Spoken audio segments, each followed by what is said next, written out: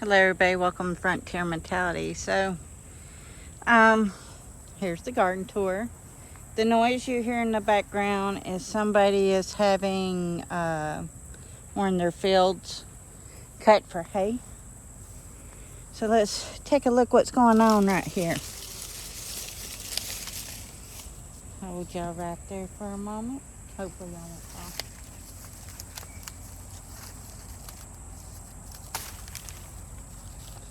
Okay, so the corn, as you know, really suffered a lot through this weather. So my ears have been stunted. So this is what it looks like shucked. It's only that big. Can you still save this? Yes, and I will. So what I'll do when I get into the house, I'll cut the tip of this out. I have a drying rack that I put all my corn on, and we save it that way. It's just really sad that half of our ears are only half size. So let's take a look at this one too. Remember, this is my bloody butcher corn. And you saw me just pull that off on the same stalk, y'all. Look at that. So the same stalk. And yes, this is blood corn too. And this is blood corn. We have them where they're much, much redder. And then this color, which is all good. It all grinds up in the cornmeal just fine. Oh, wow. That tells me that either the corn just thinks it's done, or there's been a predator up here trying to get into it. And I'm thinking it's done. So I'm going to have to get these before the raccoons and the squirrels and try to get in here. Possums and skunks also eat it. Now, you see the beautiful silks here? A lot of people throw this away. If you suffer with UTIs at all, save your silks, lay them on a paper plate, and let them air dry. You can have this in a tea and sip on it, and it helps tremendously with the pain and healing of UTIs. Remember, do your own research. I'm not your nurse practitioner, blah, blah, blah, all that good stuff. I have to say that when I'm on YouTube. I can give you useful tips along the way. Okay, we'll put this in my back pocket. I'm going to be walking around with corn in all my pockets. But I have to get back up here. I'm just going to, tonight, pull the rest of this, like, pop them off. Okay, so let's take a look at the lima beans here. They'll get in a dry, hard shell like this. And sometimes they're still green, but see, the cranberry butter beans. Okay, let's flip this around. So, the thumbnail is a bowl of okra because Bruce says the okra is coming in and we are freezing them whole. And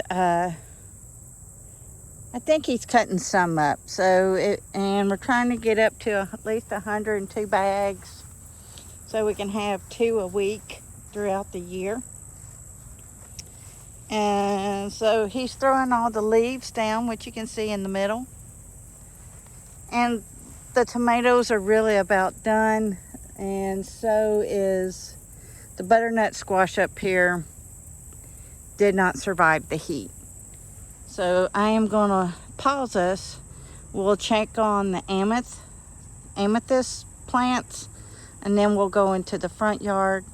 We'll do that tour and then we'll have our chitty chat.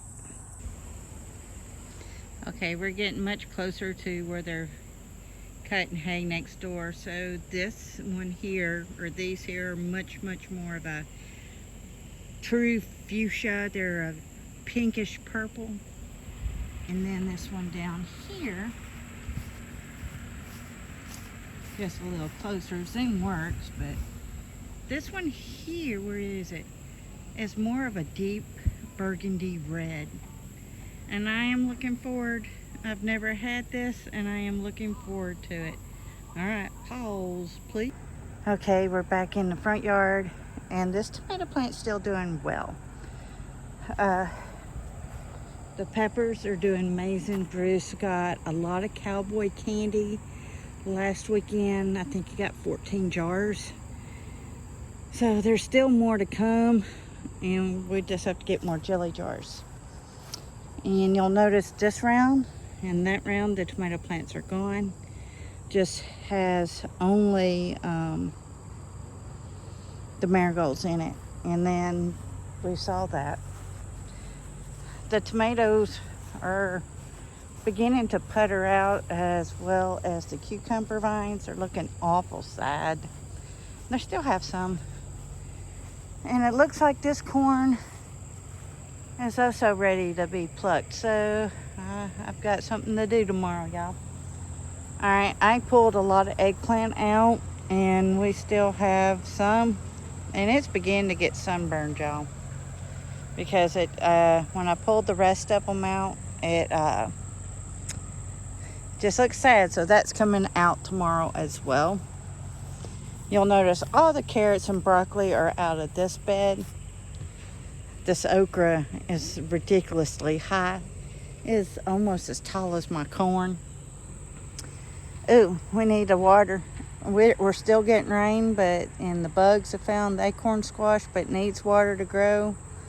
So I'll be watering that as well in the morning. And then you can see the tomato plants in here are also kaput. All the zucchini and squash are completely done as well. So we have 1 or 2 honeydews still left in there. I've already cut 2 open, and we had the shake that I make with the honeydews. I see 2 or 3, so that's good. And the sweet potatoes are still going very, very strong. Alrighty, let's get us up here for the chit chat, and then you're busy, I'm busy, and we all got to do our things because we all got to get prepared. Okay.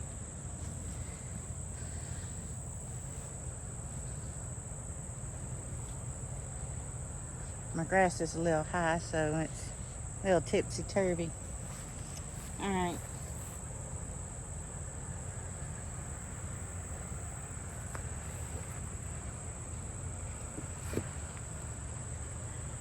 Away spiders. Might be over my head. Sorry, y'all. That's a thing. Let's take the corn out of my back pocket. Okay. I watch several people, and I also go to the agriculture farming and see how that is producing per se. And everything that I've read online thus far is sad, y'all. And it was saying it's like from the 1950s to maybe the early 60s as of what is coming out of the ground, what is what's being produced is back from that time period. So now, homework a little bit, y'all. Google population 1950 to 1960. See what the world or the United States population is. Then Google what the population is now in 2026. You see what I'm saying? There's like, I think the last time I looked, it was like, it was a big difference, like 30 or 40 in price, or not price, but in population. So like if it was, let's just do a little pretend math. So let's say it was 500 or 5 million, let's just say that, versus to 20 million now. and it's only produced enough to feed 5 million versus the 20 million. Now this is pretend math because but it averages about the same. Do you see a problem with that? A lot of people are going to be hungry. And my thing is to get you to plant a fall garden. If you're south of Mason-Dixon line, you're going to be able to do a garden much easier than our northern counterparts. If they have greenhouses, and cold hardy vegetables like your beets and your kale and stuff like that will grow. So your palette's going to have to change a little bit. And then this was rather very disturbing. I hear the sirens. I don't know if that's a fire truck or ambulance. Hold please. Father, whomever the emergency crews are going to go help, please let everything be okay. In Yeshua's name I pray. Amen and amen. I just covered my head. It's just a respect. It's just a me thing. So, where was I?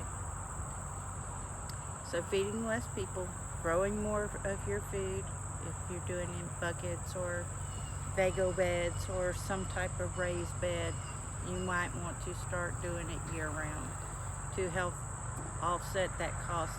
And if you're stocking, you're already put yourself at a better rate than the average people that are not. What else? Oh yes, the thing I saw and I read first. They're talking about they're doing a, what is it? Like a program with AI right now on a draft back here in the United States, reinstituting it and kind of updating the system and how they will pick people.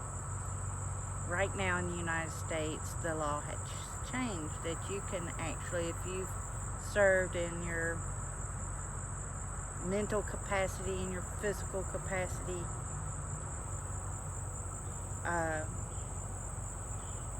and you, let's say you retired and for whatever reason you want to get back into it, they will accept you at 40. The draft age is still to 35, but if they're accepting good physical people at 40 that's been in the service, who's to say that they won't do that for regular people going back? So you look this up on your own. Everything I say, look up, because I catch certain headlines, and if I think it's important to mention, I try to mention it. So there's that. So the best thing for us to do is to pray that the draft doesn't have to take place and we don't go into a world war.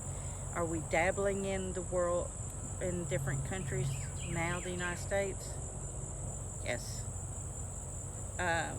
Then has anybody been keeping up with earthquakes lately around the planet?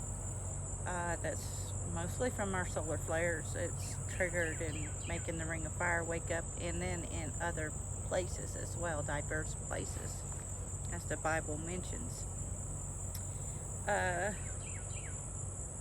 Now the one homework everybody needs to do, because I talked about the food reports and stuff like that. So I'm going to use my state as an example, Georgia.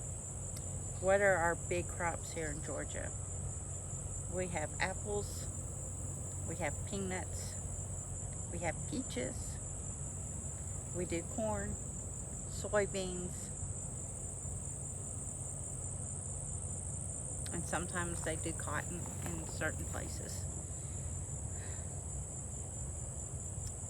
With this crazy weather pattern, it's messed with a lot of that stuff.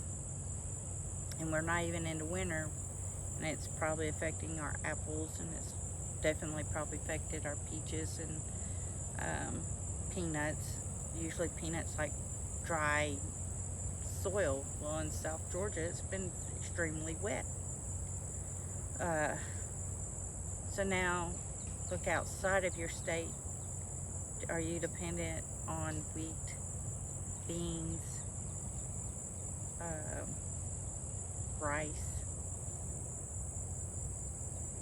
So if that's the case, yes, yes, yes, and yes, and lentils, you need to stock up on those because the weather patterns, everything that's at the grocery store is usually from last year to year before when it comes to dried beans and rice. Other countries have now stopped the import of rice to the United States. China has stopped. India has stopped. So they are now taking care of their own versus taking care of you. And once you know it, the neighbor has to decide to go ahead and mow. Okay, I guess that's probably long enough, and I need to do my own stuff. Catch my short. I made grape juice, and instead of doing jelly, because we still have jelly left over from last year,